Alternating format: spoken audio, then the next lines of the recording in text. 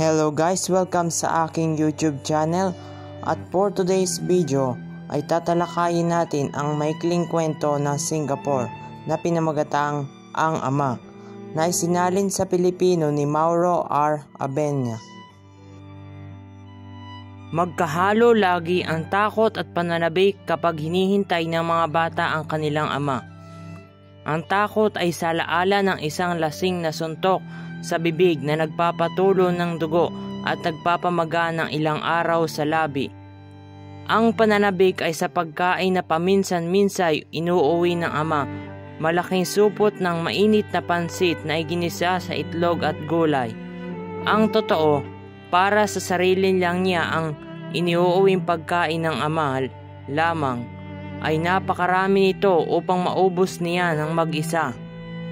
Pagkatapos ay naroong magkagulo sa tiran ang mga bata na kanina pa ali-aligid sa mesa, kundi sa pakikialam ng ina na mabigyan ng kanya-kanyang parte ang lahat kahit ito'y sansubo lang na masarap na pagkain. Sa mga pinakamatanda at malakas na bata lamang mapapunta ang lahat at ni katiting ay walang maiiwan sa maliliit. 6 lahat ang mga bata. Ang 2 pinakamatanda ay isang lalaki, 12 anyos, at isang babae, 11. Matatapang ang mga ito, kahit napayat, at nagagawa sila lang lagi ang maghati sa lahat ng bagay kung wala ang ina. Upang tiyaking may parte rin ng maliliit, may 2 lalaki, kambal na 9 anyos, isang maliit na babae, 8 anyos, at isang 2 anyos na paslit pa. Katulad ng iba, ay maingay na naghahangad ng marapat niyang parte sa mga pinag-aagawan. Natatandaan ng mga bata ang 1 o 2 okasyon na sinorpresa sila ng ama ng kaluwagang palad nito. Sadyang nag-uwi ito para sa kanila ng 2 supot na puno ng pansit gisado at masaya nila pinagsaluhan ang pagkain na hirap nilang ubusin. Kahit na ang ina nila'y masayang nakayupo sa kanila't kumain ng kaunti. Pero hindi na naulit ang masayang okasyong ito at ngayon hindi nag-uuwi ng pagkain ng ama. Ang katunayay, ipinapalagay ng mga batang mapalad sila kung hindi ito umuuwing lasing at nanggugulpi ng kanilang ina. Sa kabila niyo'y umaasa pa rin sila at kung gising pa sila pag-uwi sa gabi ng ama, naninipat ang mga matang titingnan nila kung may brown na supot na nakabitin sa tali sa mga daliri nito.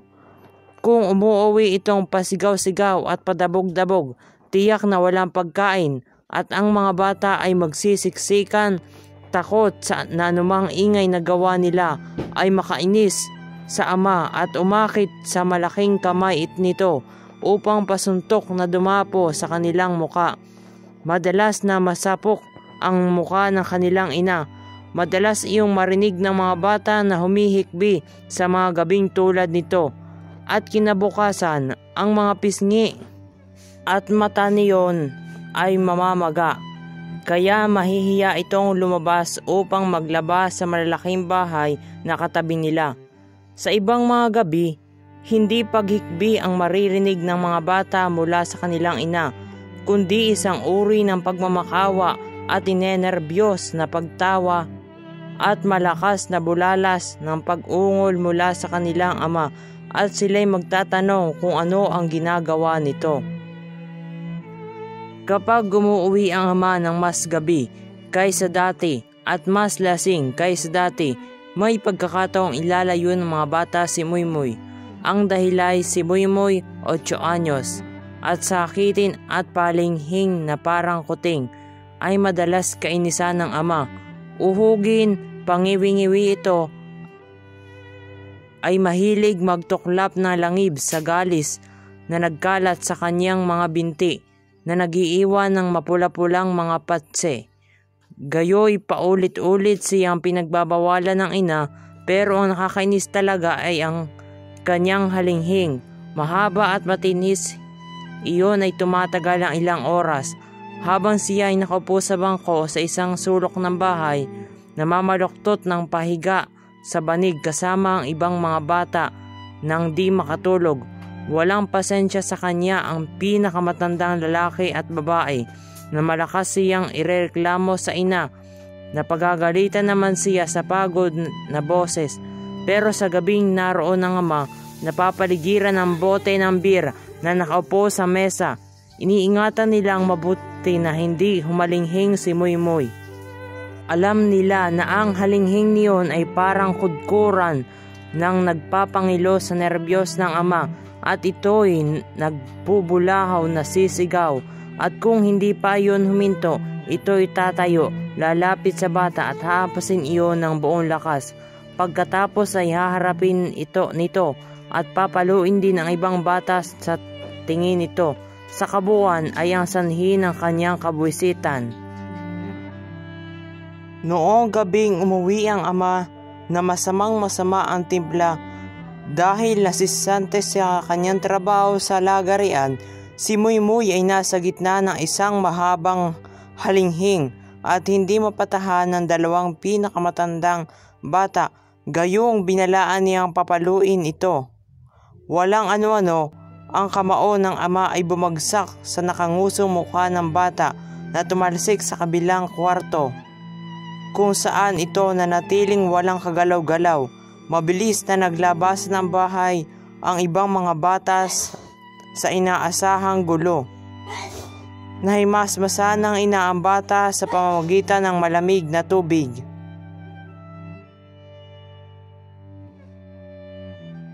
Pero pagkaraan ng 2 araw, si Muy-Muy ay namatay, at ang ina lamang ang umiyak habang ang bangkay ay inihandang ilibing sa sementeryo ng Nayon, may 1 kilometro ang layo roon sa tabi ng gulod.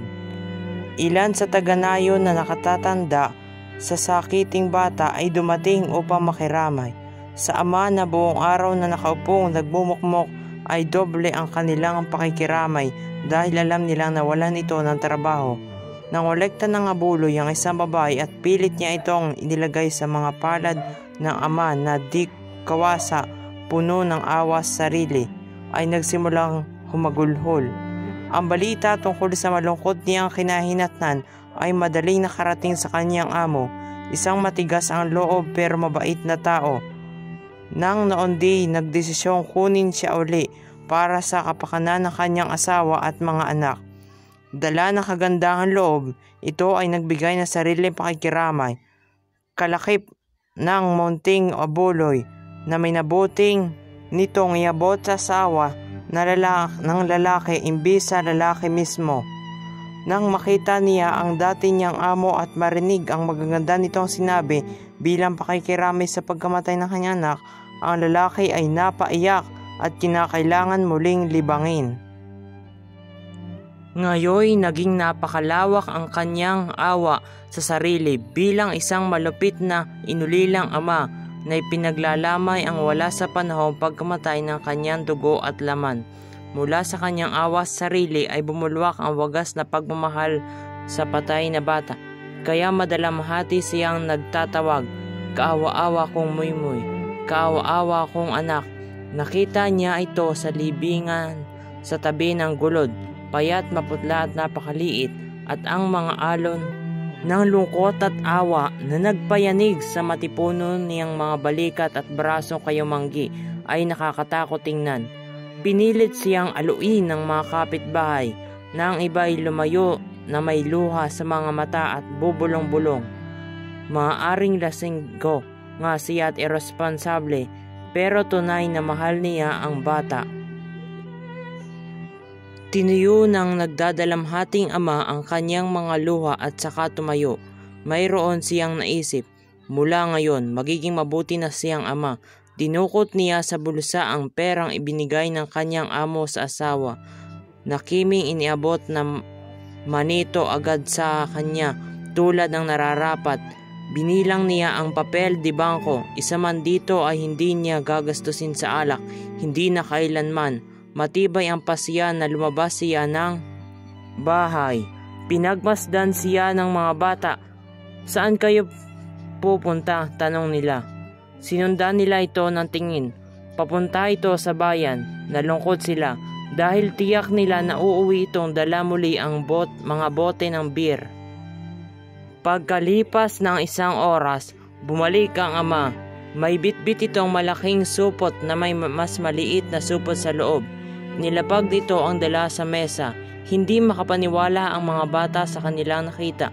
Pero yun ba'y kahon ng mga tsokolate? Tumingin silang mabuti. May supat na ubas at isang kahon yata ng biskwit. Nagtaka ang mga bata kung ano pa ang laman niyon. Sabi ng pinakamatandang lalaki, biskwit.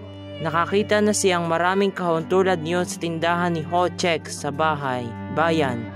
Ang giit naman ng pinakamatandang babae ay candy.